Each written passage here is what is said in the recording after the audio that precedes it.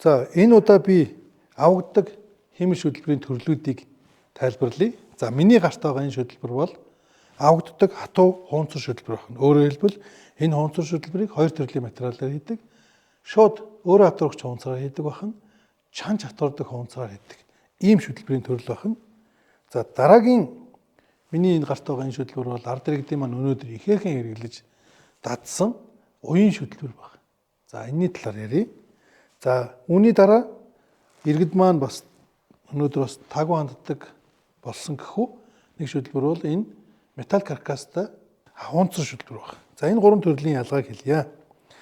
Энэхүү хатуу хуунцар шүдийг Улаанбаатар хотын орон нутагт байгаа химийн шүдний бүх эмчнэр хийж дадсан.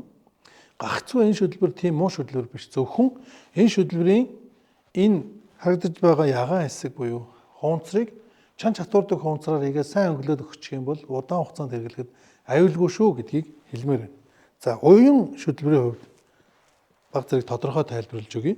За энэ уян хуунцар шүтлбэр маань өөрөө материалын хөгжлөөр нилон материалаар хийгддэг ийм шүтлбэр байгаа. Уян гэдэг утгаараа. Хэрвээ энэ уян шүтлбэрийг богино хугацаанд хэрэглэх шүтлбэрийг 4-5 жил магадгүй ингээ удаан хугацаанд зүгөөд байх юм бол таны аманд үлдсэн шүднүүдэд тулгуур шүдний эмгэг цаашлаад шүд ахгуулах эрсдэл хүргэх ийм боломжтой ийм зүйл байгаа. За тэгвэл нөгөөтэйгүр та бүхний хэрэглэж жоохон таарамжгүй ханддаг энэ төмөр каркастай шүлбэр маань ууг нь бол удаан хугацаанд туурахгүй.